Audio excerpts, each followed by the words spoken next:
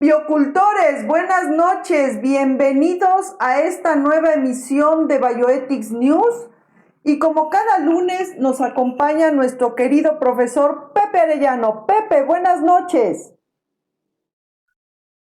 ¿Qué tal, Netza? Muy buenas noches a todas, a todos. Un placer nuevamente estar con ustedes en esta nueva emisión de Bioethics News, porque las noticias en el campo de la bioética merecen ser reflexionadas, Nessa. Así es, Pepe, porque sin reflexión solo es transmisión. Pues Pepe, ¿qué te parece si comenzamos para que cada minuto que estemos aquí valga? ¿Qué nos tienes? Adelante, Pepe, ¿qué noticias nos tienes? Sí, mira, una nota un poco preocupante, por no decir indignante, que ocurrió justamente en el estado de Querétaro, cuando el titular de la dependencia, Julio César Ramírez Argüello, el titular de la dependencia en la Secretaría de Salud del estado de Querétaro, reconoció que se mintió sobre el número de camas disponibles en hospitales de esta entidad. Lo cito literal: hace 4 o 5 semanas, refiere este titular de esa dependencia, Julio César Ramírez, comenzó a subir mucho en la Ciudad de México el número de pandemia, de infectados, y en el Estado de México en cuestión de pacientes hospitalizados. Decidimos, lo cual involucra, por supuesto, al gobernador de este estado, no publicar algunos números de camas pensando en que nos fueran a traer pacientes acá al estado. Quisimos dejar las camas para las queretanas y los queretanos que lo pudieran requerir, ¿no? Es decir, esto es, la verdad, algo miserable, mezquino, por decir lo menos, el hecho de que se haya mentido sobre el número de camas disponibles en nuestra entidad, con el único propósito de evitar el envío de pacientes de COVID-19 de Estado de México y de la Ciudad de México. Es decir, este tipo de ocultamiento trae muchas consecuencias graves, no solamente desde el aspecto ético, sino también desde la perspectiva que está poniendo, o se puso al menos, en una situación de vulnerabilidad a alguna persona que pudo haber requerido de este tipo de atención. Si bien es cierto, el pasado 1 de julio ya se realizó unas disculpas públicas sobre lo declarado. Claro, disculpas públicas de carácter político, porque el argumento del político siempre es: me están malinterpretando, no me entendieron, no fue lo que quise decir, a lo mejor fue impreciso. El hecho es que el hecho consumado, que durante un determinado periodo se hayan ocultado el número de camas para que pacientes eventuales del Estado de México, de la Ciudad de México, no vinieran a esta entidad, lo cual es totalmente preocupante. No solamente es el hecho de si hubo o no hubo falta de atención, sino que está provocando microrracismos o racismos al interior de nuestro propio país. Es sabido por todas y por todos que en años anteriores había habido una serie de memes que circularon por las redes de este tipo de fobia, de un cierto tipo de queretaneidad frente a personas que migraban, ya sea de la Ciudad de México o del Estado de México.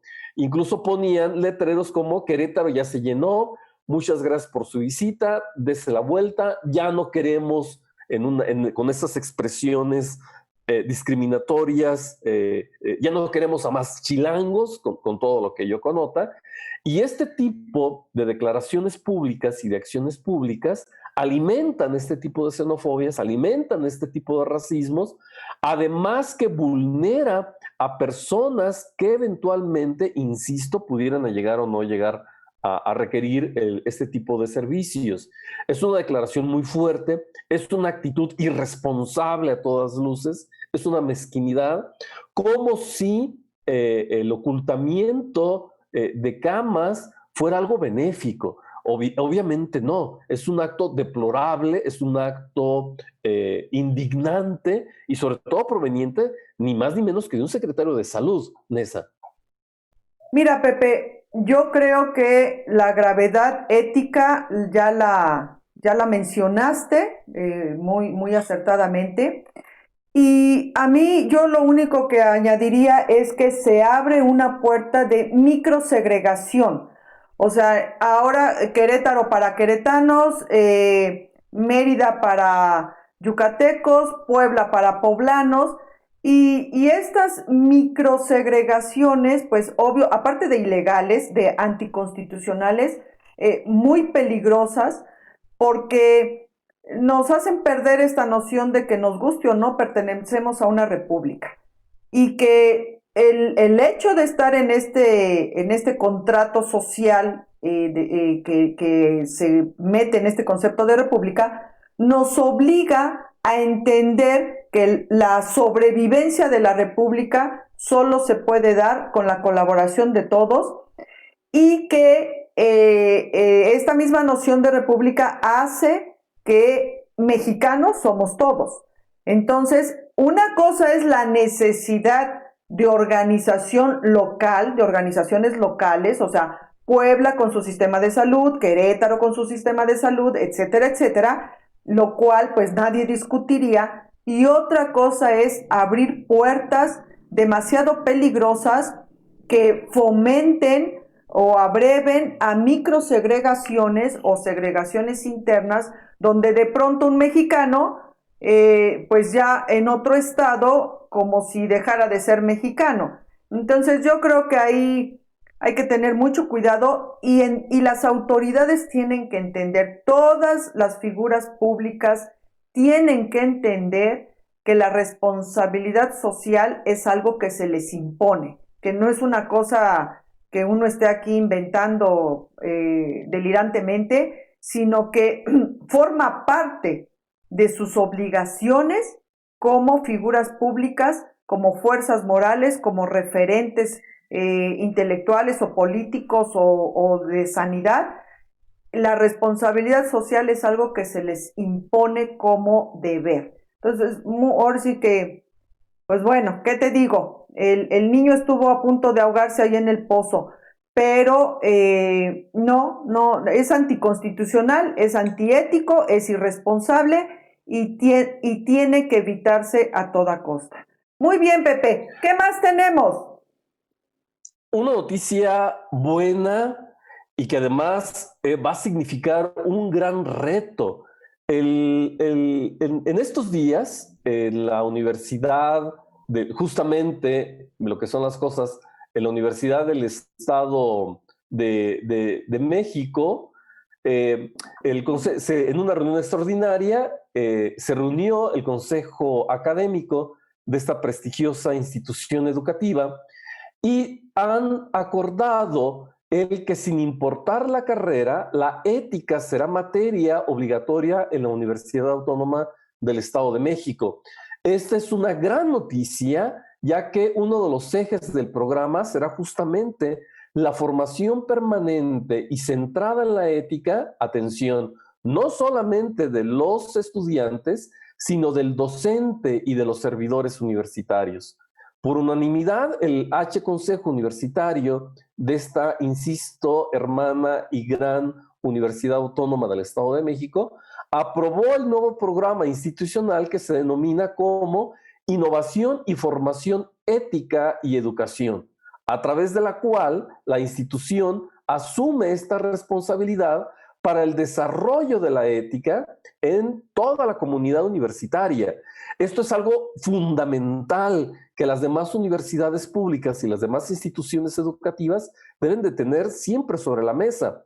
Evidentemente, aquí el reto es quién va a impartir las clases de ética y cómo se van a impartir las clases de ética para no incurrir en la eterna confusión de enseñar moralina, que es la parte de la costumbre, en vez de enseñar una actitud crítica frente a aquello que consideramos como bueno o como permisible, una actitud pensante sobre nuestras actitudes y la forma en que nos desarrollamos sobre otros, o confundir justamente que la ética simplemente es la transmisión de una serie de valores estáticos, como si fueran receta de cocina, como si fueran moralina de carácter piadosa, y que podría derivar en un momento determinado a que la ética sea la materia más odiada por estudiantes. Es decir, el doble ras que tiene, por una parte, y creo que esto ya es digno, creo que esto ya es digno de reconocimiento, el que una institución esté poniendo los puntos sobre las íes de que el siglo XXI tiene que ser un siglo impregnado por una ética crítica, una ética laica, una ética que permita el reconocimiento y que una ética que incluso habilite al sujeto a preguntarse sobre su forma de proceder frente a una moral que es justamente la que en ocasiones ha hecho mucho daño a nuestra sociedad. La ética es este pensar la moral, es este pensar y argumentar acerca de lo que nosotros nos planteamos como lo bueno, como lo malo, y tener una actitud de cambio de comportamiento en aquellos valores o en aquellas actitudes que tradicionalmente nosotros pensamos que eran buenas y que al final no lo son. El reto que tiene la Universidad Autónoma del Estado de México, sin lugar a dudas, es un reto no solamente para esa universidad, sino es un llamado y un reto para el resto de las instituciones educativas en nuestro país, donde justamente hemos visto que el gran detrimento de las sociedades a nivel nacional e internacional ocurre justamente cuando la ética es desplazada por la política, cuando la ética es desplazada por intereses económicos o cuando la ética es desplazada por ideologías de carácter religioso. Nessa. E ideologías de cualquier tipo, Pepe. Mira, yo creo que esto va a ser como todo, ahora sí, como siempre lo hemos dicho, ¿no? El ojo del optimismo, el ojo del escepticismo y el tercer ojo de la prudencia. Como bien dijiste, lo loable es que ya se hizo el llamado, ya se entendió la necesidad imperiosa de educar en materia de ética, y yo creo que ahí entra lo loable, ahí entra la posibilidad, la oportunidad. Desgraciadamente vamos a sufrir lo que siempre se ha sufrido, la diversidad de voces, que no es que esté mal que haya diversidad de voces, el punto es qué es lo que quiere transmitir cada voz o qué es lo que acaba transmitiendo cada voz. Y que a veces esta diversidad de voces, conservadores, laicos, liberales, acaba siendo también un campo más, un terreno más para la microsegregación, o sea, tú eres del club de la derecha, entonces no te puedes llevar con nosotros, y así sucesivamente, y entonces viene esta igual disgregación, separación, los microreinos éticos, que lejos de fomentar esta tolerancia, esta solidaridad, se acaba ocupando a la ética como un instrumento para generar microideologías, microsegregaciones, micropartidismos, y creo que es lo peor que se le puede hacer a la ética, o la peor forma de instrumentar la ética. Entonces, se nos viene un reto enfrente para que la ética no acabe siendo una moneda corriente banalizada en esta situación, y que al contrario sea el gran instrumento, la gran herramienta que nos permita ir encontrando el sendero, pues para salir de esta crisis donde la decadencia moral, la decadencia ética, la decadencia intelectual, pues digo, ya son innegables y están a flor de piel. Pero creo, mi querido Pepe, que hay que apostarle a la oportunidad, Los que somos de Madonna para atrás tenemos todavía en la memoria, pues la educación cívica era civismo, así se llamaba en aquellas épocas, pero en su contenido era justo esto, inculcarnos estas nociones de respeto, de tolerancia, de diversidad, de aceptar la diversidad de voces, de personalidades, de identidades, etcétera, donde el otro no era enemigo, el otro simplemente era compañero de camino. Entonces, pues grandes retos para la ética, para la bioética, en este sentido, pero de que es imperioso, Pepe, no hay forma de negarlo. Es algo ya imperioso que se haga. Muy bien. ¿Qué más tenemos, Pepe?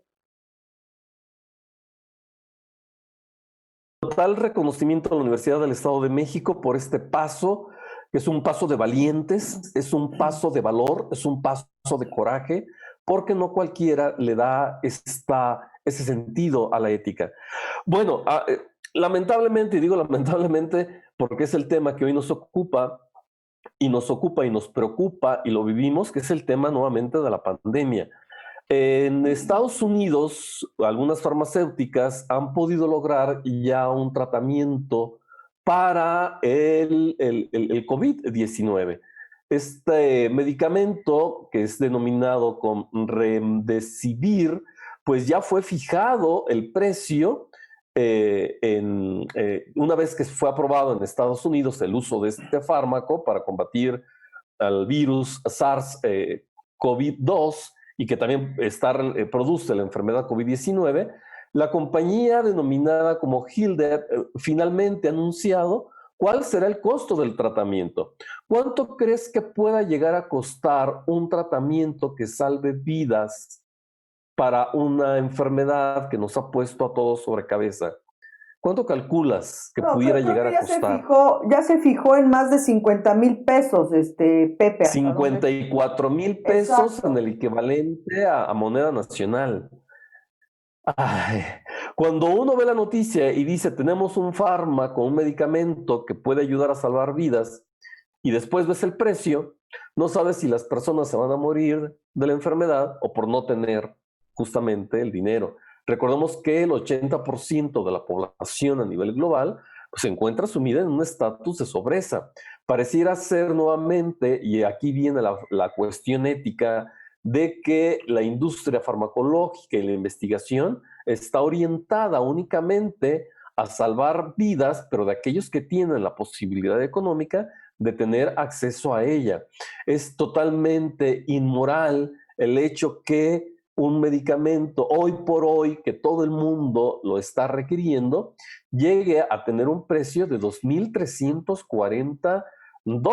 Es decir, el tratamiento que consiste más o menos en 6 dosis, cada dosis tiene un costo alrededor de los $390 y que en algún determinado momento puede llegar a alcanzar un precio, dependiendo de las dosis, hasta de $3,120, dependiendo de las cuestiones de seguro, vaya, entre otros factores.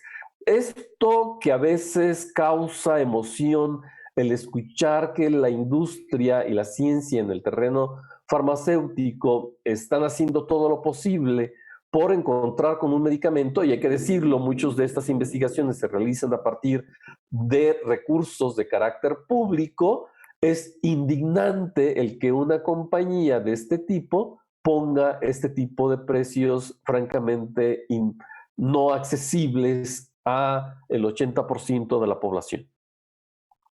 Pues sí, o si no, casi al 100%, Pepe, porque son muy poquitos, muy poquitos los que podrían solventar esos costos.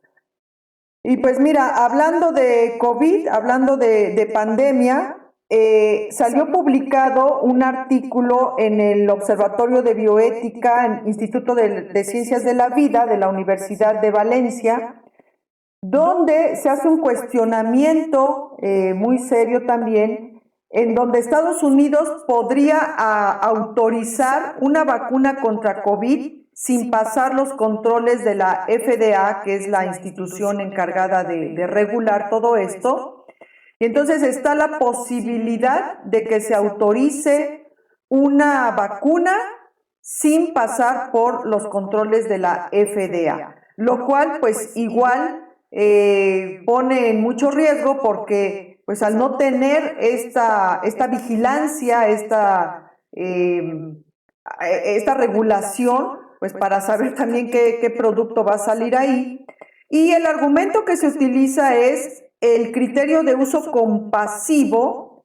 La empresa sería Moderna Therapeutics y es precisamente, y es una vacuna que fue la única que no utilizó células procedentes de seres humanos abortados. Entonces también está ahí la polémica, o sea, para lo que conviene sí es uso compasivo, para lo que no conviene no hay uso compasivo, como el caso del medicamento que estás mencionando, que por supuesto tiene otra connotación porque el medicamento en cuestión entra en esta categoría de que su uso posibilita la sobrevida a la enfermedad. Entonces, el nivel de necesidad es mucho más acuciante y de ahí pues este costo tan exagerado que sí entra en la línea pues de lucrar con la necesidad de las personas.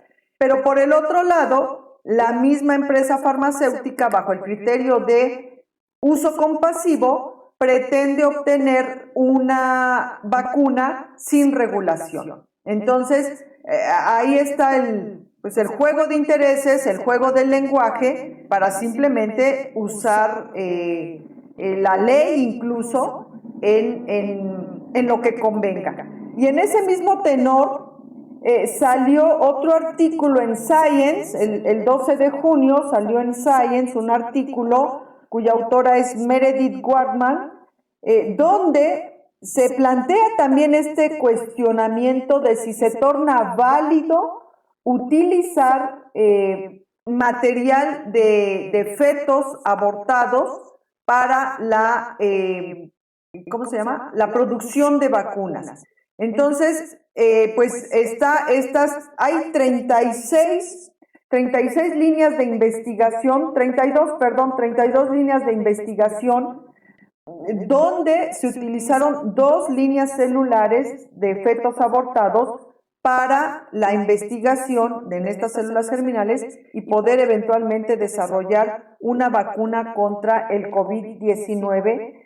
Y entonces, pues, se anteponen las voces conservadoras, anteponen este cuestionamiento de si se torna ético utilizar material, líneas celulares fetales humanas para obtener esta vacuna, que pues en este momento es una necesidad mundial, es una necesidad global. Entonces, pues está aquí esta cuestión, Pepe, de cómo las soluciones a la crisis epidemiológica pues no están logrando ser tan llanas desde el punto de vista ético, bioético, legal, humanitario. Pepe.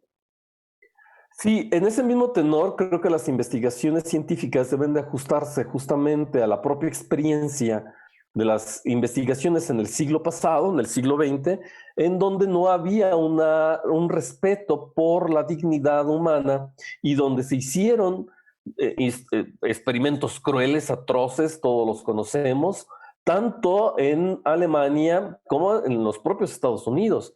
Esta experimentación sin consentimiento informado, sin tener claro el principio de beneficio hacia los participantes, es justamente uno de los nacimientos en el terreno de la bioética.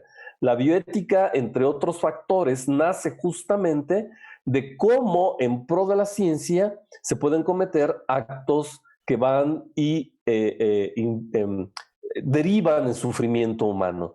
Vaya, debemos estar muy atentos justamente a este tipo de investigaciones que intentan saltarse las normas que hemos acordado, no por capricho, sino por experiencia de la propia humanidad, por legitimar en nombre de la ciencia y de un utilitarismo cosas que no deberían de ser aprobadas.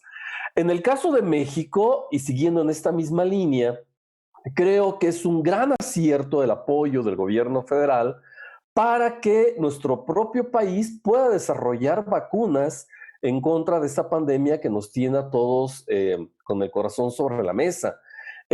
Hace algunos días, ya fue presentada ante la comisión en Oslo, en Noruega, 4 proyectos de vacunas que se están desarrollando en nuestro país por instituciones de gran prestigio. La primera es una vacuna recombinante del Instituto de Biotecnología de la UNAM en colaboración con el Cinvestav. La segunda es la vacuna Avicemex IMSS en colaboración con la UNAM y con el Cinvestav. La tercera es una vacuna basada en el ADN desarrollada o que se está desarrollando, se está investigando por parte del Instituto, por el ITEMS y la Universidad Autónoma de Baja California en colaboración con el IPN. Y orgullosamente también debo de señalar que la cuarta vacuna, que está basada en péptidos, está siendo investigada y desarrollada por la Universidad Autónoma de Querétaro en colaboración con el Instituto Politécnico Nacional. Creo que este tipo de proyectos justamente son los que les van a dar garantía de solidaridad y de autonomía a nuestro país frente a ese mercado feroz, abrumador de otras instancias internacionales cuyos fines de lucro es únicamente generar dinero, dinero y más dinero. El hecho de que existan 4 proyectos y que en estos 4 proyectos se encuentren instituciones públicas, la verdad que creo que es una buena noticia que en el campo de la bioética es imperante que las naciones, que las sociedades, que los estados no dependan de estas grandes transnacionales porque ya sabemos cómo se manejan. Así es, Pepe. Yo creo que a México le sobra capacidad y seguramente el producto o la vacuna que finalmente se logre va a contar con todos los estándares de calidad. O sea, yo creo que ahí la ciencia mexicana, el aparato científico mexicano cumple, está a la talla para lograr una vacuna que realmente nos otorgue una oportunidad. Yo no tengo la menor duda, y lo expresé ya en una emisión pasada, que cuando surjan ya las vacunas, al menos yo, es un hecho, me voy a poner la mexicana, porque no tengo la menor duda de que el cuerpo científico de México es,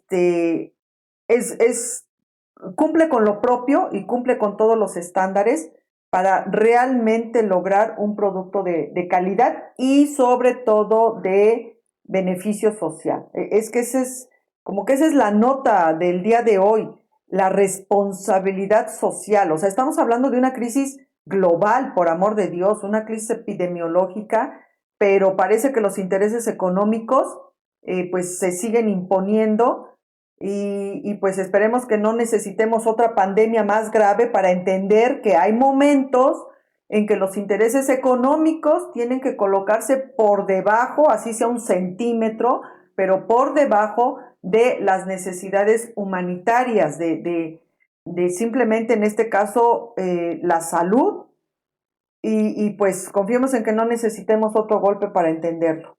Muy bien, Pepe. Pues dando un giro, pero siguiendo con la línea de la biotecnología, se publicó un artículo en Ciencia, en Investigación y Ciencia, una revista de investigación y ciencia, cuya autora es Megan Scudelli, que se titula Las promesas y riesgos del impulso génico. Justo siguiendo con la biotecnología, el famoso Gene Drive, que consiste en insertar o modificar el genoma de ciertos insectos, y ahorita el que particularmente están experimentando es el mosquito que transmite la malaria, para introducir ahí un gen que acelera o se replica mucho más rápido que todos los demás genes lo hacen de forma natural, y con esto poder alterar el gen que hace que se transmite la enfermedad. Y entonces serían mosquitos genéticamente modificados para evitar que al tener una réplica mucho más acelerada de la normal, se podría bloquear la transmisión, en este caso de la malaria, que es donde lo están experimentando. En el 2011 lograron ya un pequeño éxito donde el Colegio Imperial de Londres, con un equipo liderado por Austin Burt, lograron soltar un pequeño lote de estos mosquitos modificados genéticamente en una población de África, pero el punto es que estos mosquitos genéticamente modificados todavía no tenían estos genes impulsores, el famoso gene drive, pero sí se vio cierta respuesta al meter esta población de moscos genéticamente modificados en cierto control epidemiológico de la malaria. Y ahora están experimentando ya con este gene drive para ver si con eso se logra un impacto mucho más fuerte, mucho más grande en el control de la malaria, que es ahorita la enfermedad que se está atendiendo y que sabemos mata millones de personas al año, que es una de las principales causas de mortalidad por los millones de gente que se afecta. Ahora, aquí es donde entra pues lo agradable, porque ante esta cuestión de empezar ya a modificar poblaciones enormes de insectos, de esta forma genéticamente modificados, Natalie Kuffer de la Universidad de Yale en el 2017 convocó a una reunión de científicos, bioeticistas, eticistas, para que para simplemente ratificar o enfatizar o fortalecer la famosa ciencia con conciencia. Entonces, el contemplar también los impactos sociales, ecológicos, que puede generar o traer como consecuencia el estar modificando grandes poblaciones de insectos y hasta dónde puede impactar en el equilibrio del ecosistema. Obvio, aquí en el término de la malaria, pues claro, se está poniendo como principal objetivo pues la salud humana, pero no se sabe si al modificar a los insectos en forma ya masiva pueda traer otras consecuencias ecológicas o sociales ya en grandes áreas geográficas. Entonces, Natalie Kuffer nos recuerda que el desarrollo de la ciencia debe ser con conciencia y hizo esta reunión que todavía no publican las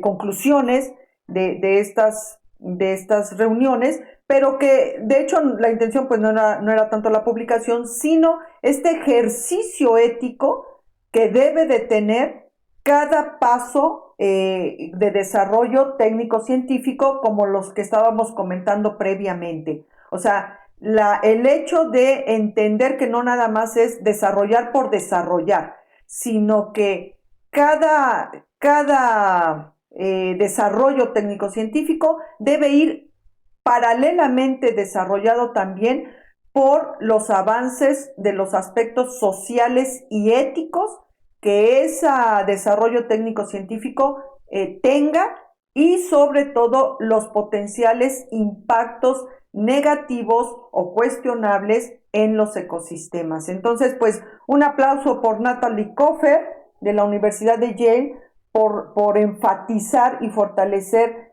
esta situación de ciencia con conciencia. Pepe, ¿qué más nos tienes?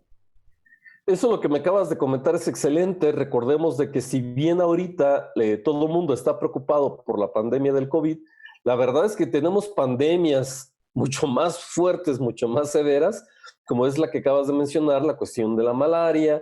En México la gran pandemia es la cuestión de la obesidad, de la cuestión de una nutrición basada en productos chatarra, razón por la cual creo que también el sistema de salud mexicano debe de encaminar sus baterías no solo a la exploración de medicamentos o de vacunas en contra del COVID, sino ver todo lo que hay por detrás. Y acabas de señalar algo sumamente central, mi estimada doctora Netza, y lo que nos acabas de señalar justamente es conciencia en lo que hacemos, conciencia ética en aquello que emprendemos en todos los niveles. Y yo diría, no solamente la ciencia, sino conciencia ética en la política, conciencia ética en la economía, conciencia ética en la forma de socializarnos y de vernos.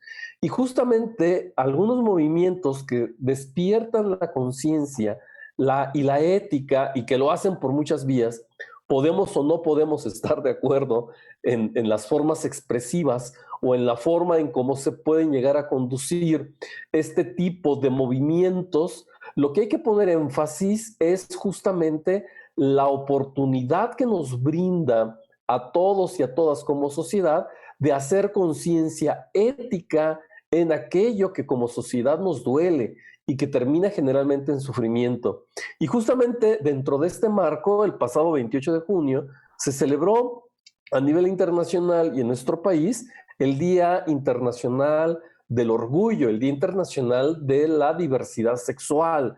Creo que esto también es uno de los grandes campos de trabajo que tenemos por reflexionar, por dirimir, por discutir, no solamente por las personas del colectivo, sino por personas que a lo mejor no pertenecemos a ningún tipo de colectivo o que no estamos en alguna forma siendo activistas al interior de este tipo de reconocimientos, pero que merece nuestro reconocimiento el hecho de manifestarse a nivel internacional por el reconocimiento de lo diverso, por el conocimiento de que aquello que llamamos como humanidad no es un bloque, no es una piedra, sino que justamente la humanidad se caracteriza por la diversidad de ideas, por la diversidad de religiones, por la diversidad de las preferencias sexuales, en este caso, por la diversidad de intereses, y que la ética hace énfasis en los requisitos mínimos para que distintos ideales de felicidad se puedan llevar a cabo.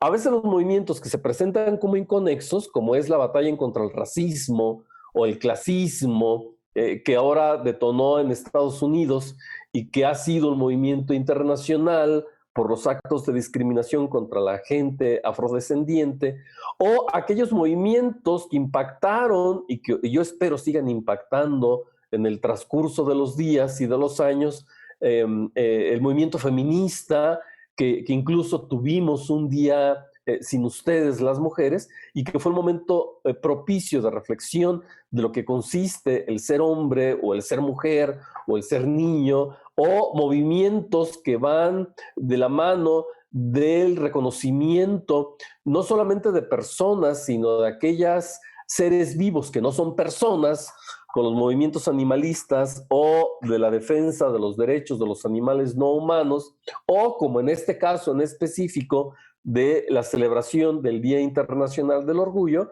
creo que son movimientos que merecen de ser pensados, que merecen de ser reflexionados y no dejarlos solamente ahí en una situación de decoro o de parafernalia o de una situación que no nos corresponde reflexionar, cuando en realidad todo este tipo de movimientos, la base es justamente la de la tolerancia, la del reconocimiento del otro y la parte fundamental, el no causar daño, el no infligir sufrimiento, el no decapitar o quemar vivo a aquel que no piensa o no actúa como nosotros. Nessa. Sí, yo creo que dijiste varias cosas que valen la pena enfatizar. La primera es que la humanidad, entender que la humanidad es un colectivo moral que abarca a todo ser humano que viva en este planeta Tierra y que la única forma en que puede seguir evolucionando y avanzando en términos de moral y ética es bajo las reglas básicas de la tolerancia, el respeto y el amor.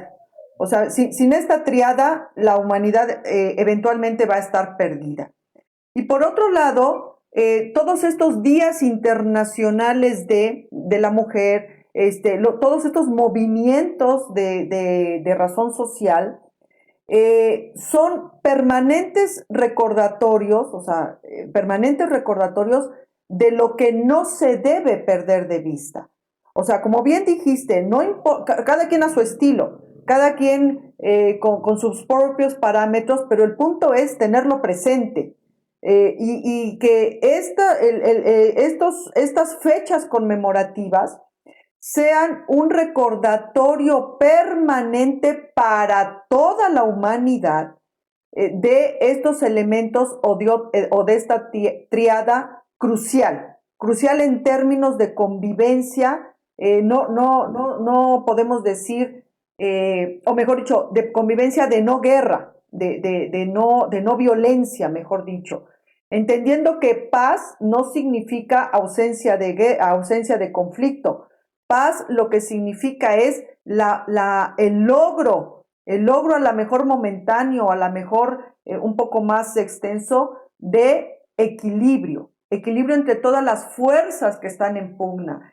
Entonces, aquí el punto, y a lo mejor en lo único que yo matizaría es que todos somos activistas, Pepe, en la medida en que estamos casados con estos ideales. O sea, en la medida en que alguien está casado con este ideal, independientemente de cómo lo manifieste, se torna activista es una persona activa, o sea, hace remisión a una persona activa que con sus actos lucha para que se logre concretizar el objetivo de esa lucha. Entonces, cada quien desde su trinchera, en el momento en que toma conciencia de que esta lucha vale la pena y sus acciones son proactivas a que los objetivos de estas luchas se concreticen, nos tornamos activistas.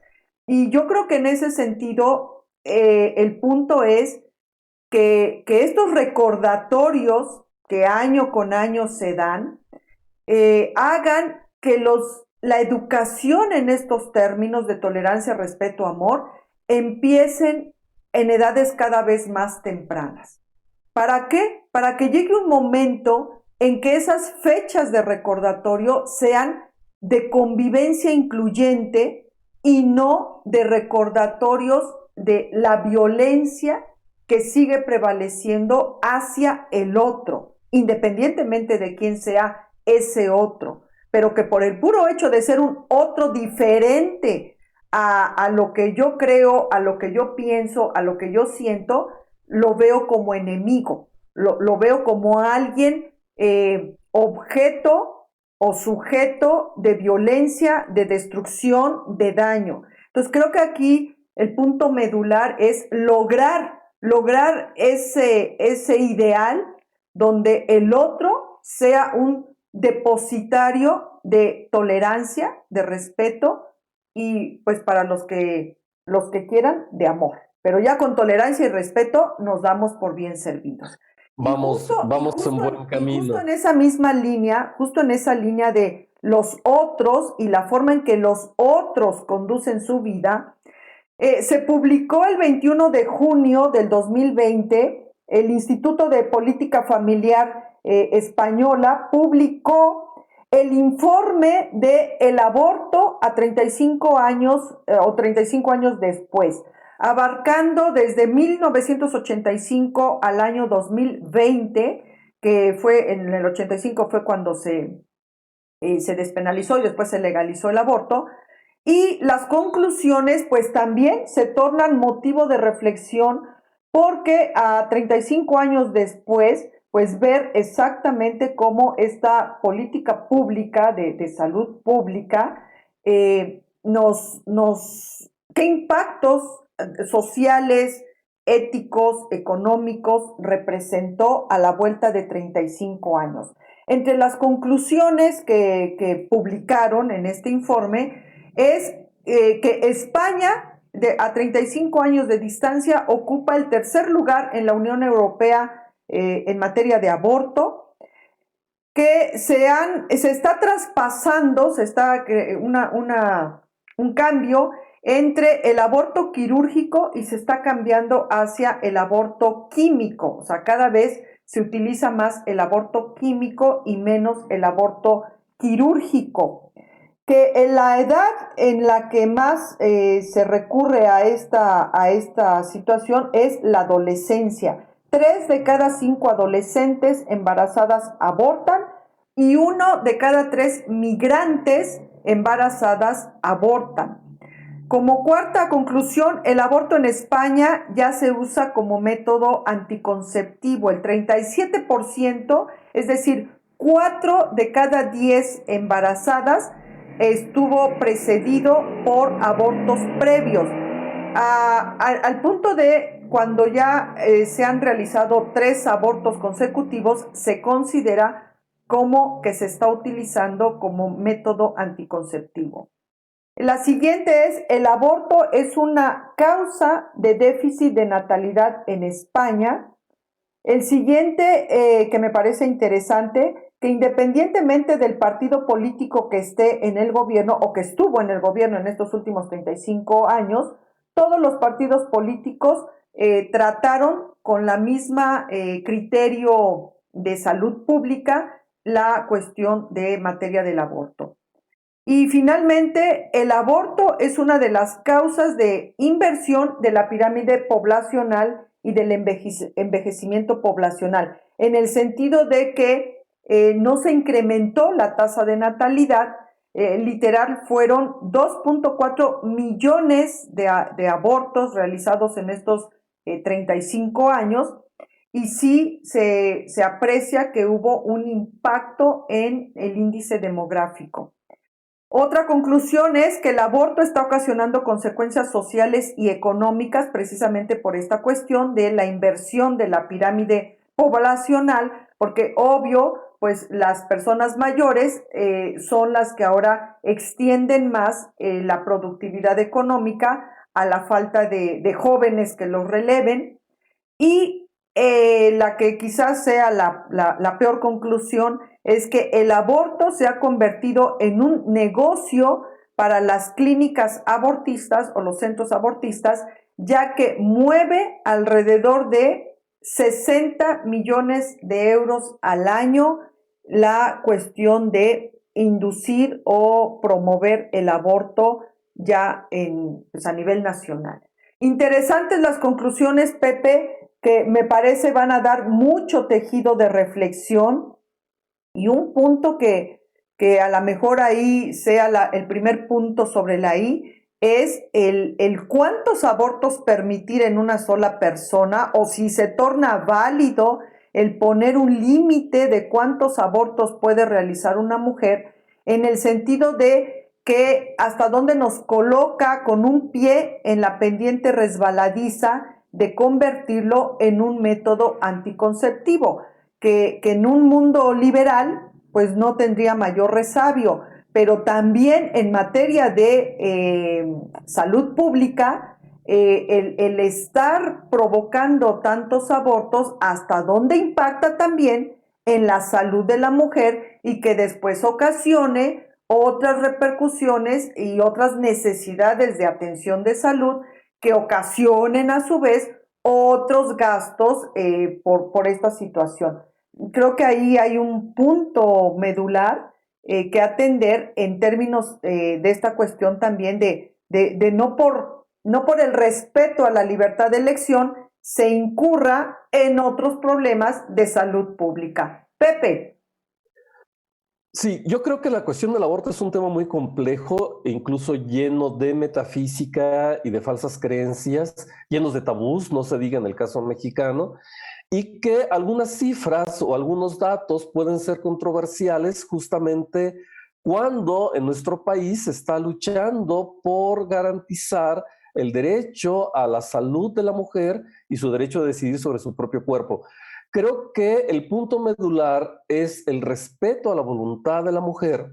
Creo que es reprobable que a una mujer se le induzca a abortar y tú tienes que abortar y vaya, debes de abortar, como de tienes que ser madre a fuerzas. Creo que tanto uno como lo otro ponen en entredicho la conciencia, la voluntad, la decisión, la autonomía de la propia mujer sobre su propia sexualidad y sobre el derecho a decidir sobre si quiere ser madre o no.